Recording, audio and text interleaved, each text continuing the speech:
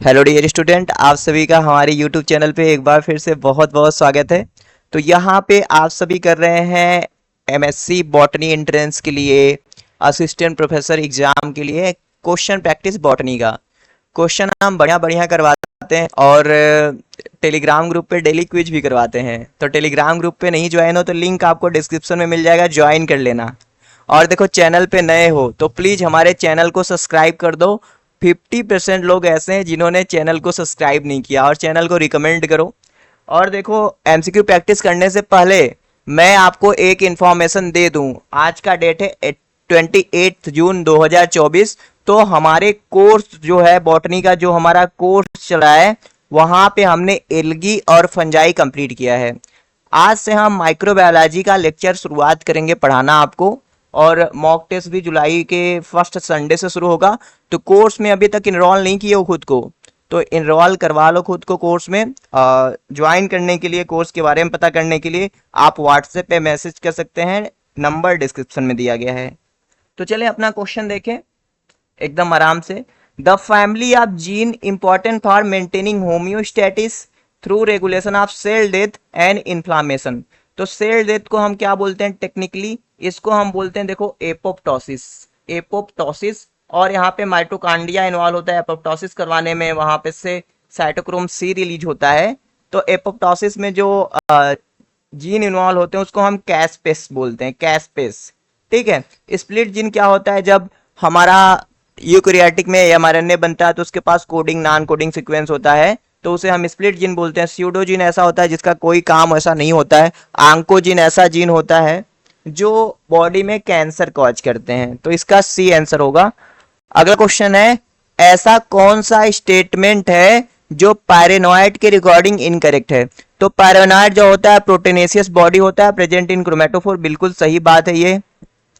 These organelles are considered to associate with synthesis and storage of starch। तो सही है।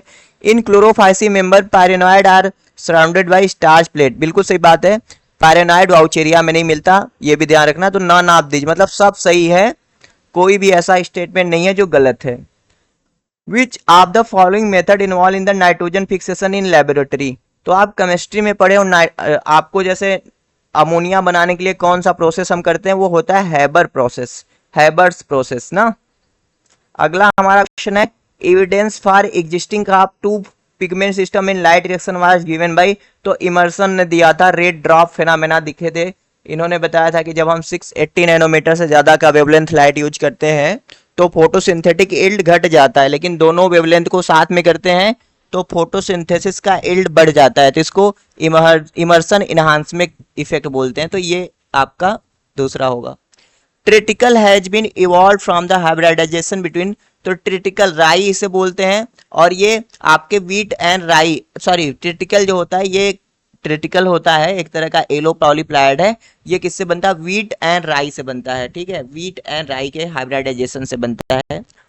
Extra axillary inflorescence found in the family. तो extra axillary का मतलब है टिप पे ना रहे, यहाँ से निकले, यहाँ बगल में से। तो ये सोलेनेसी का कैरेक्टर है भैया। एक्स्ट्रा एक्सिलरी जो है सोलेनेसी का कैरेक्टर है।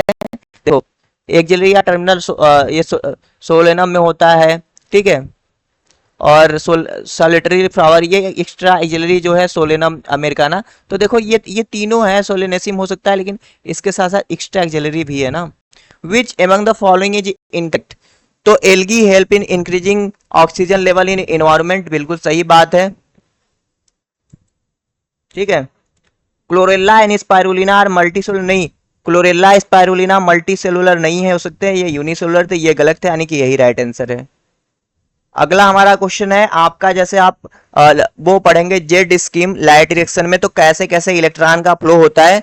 तो इलेक्ट्रॉन पीएस सेकेंड से निकल के प्लास्टोक्यूनोन के पास जाता है, फिर cytochrome B C F complex, फिर प्लास्टोसाइनिन, प्लास्टोसाइनिन से फोटोसिस्टम फर्स्ट के पास, फोटोसिस्टम फर्स्ट से फेरिडॉक्सिन, फिर एनएडीपी रिडक्टेज के पास जाता है। तो ऐसे करके आपका राइट आंसर 1 हो जाएगा। मैचिंग करने का यार, प्राइमर हम कहाँ पे यूज करते हैं? प्राइमर का यूज करते हैं हम डीएनए के सिंथेसिस में, यानी कि पीसीआर में, मतलब न्यू डीएनए का स्ट्रैंड बनाने में। Separation of purification of product या डाउन स्ट्रीम प्रोसेसिंग में हम करते हैं। प्रेसिपिटेशन ऑफ डीएनए कराने के लिए हम चिल्ड एथेनॉल का यूज करते हैं। ट्रांसफॉर्मेशन क्या होता है? जब किसी भी ऐसे एक बाहरी मीडिया में डीएनए रहता है तो बैक्टीरिया के द्वारा एक्टिवली उसको अपने अंदर ले लिया जाता है। तो ये हमारा ट्रांसफॉर्मेशन होता है।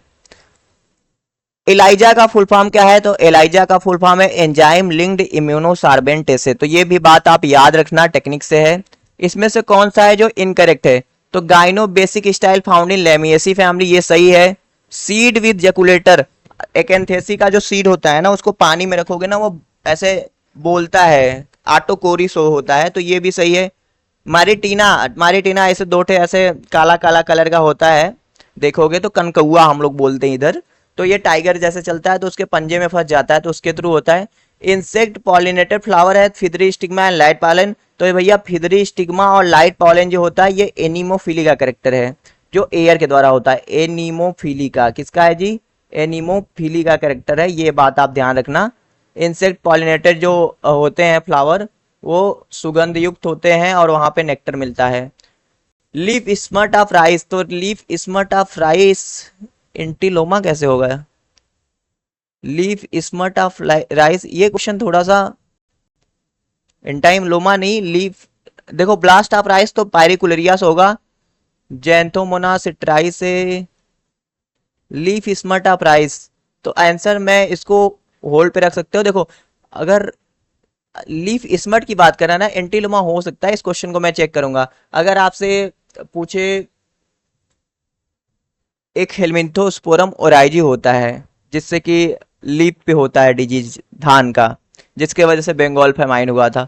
अब देखो ये question, a bacterial cell divide once every minute in a take 2 hour to fill. देखो एक मिनट में डिवाइड करके ये डबल हो जा रहा है, मतलब 2x हो जा रहा है एक मिनट में डिवाइड करके।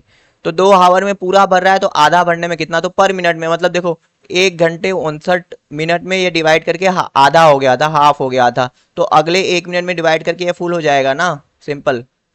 नॉट करेक्ट स्टेटमेंट पूछ रहा है, तो branch hydrocarbon chain found in plasma membrane of archaebacteria, बिल्कुल सही बात है। Ether bond present in hydrocarbon and glycerol plasma membrane of archaebacteria, तो ईथर बॉन्ड होता है यहाँ पे। Chromosome is single circular DNA in archaebacteria, ये भी सही है। आर्कीबैक्टीरिया आर सेंसिटिव तो क्लोरेम्पेनिकल, गलत बात है। आर्कीबैक्टीरिया जो होते हैं क्लोरेम्पेनिकल के प्रति सेंसिटिव नहीं होते हैं, यानी कि यही आपका राइट आंसर होगा।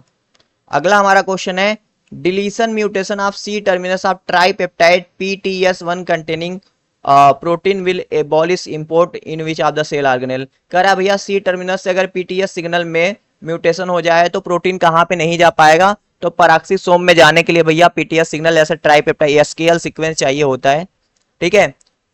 न्यूक्लियस में आने के लिए लाइसिन और आर्जिनिन चाहिए, क्लोरोप्लास्ट में आने के लिए सेरिन और थ्रियोनिन चाहिए। अब ये सब मैं कहाँ से बता रहा हूँ? ये सब पढ़ने के लिए आपको प्रोटीन सॉर्टिंग, जब आप MSc पास कर लोगे, CSI या नेट के लिए तैयारी करोगे तब पढ़ोगे वहां पे।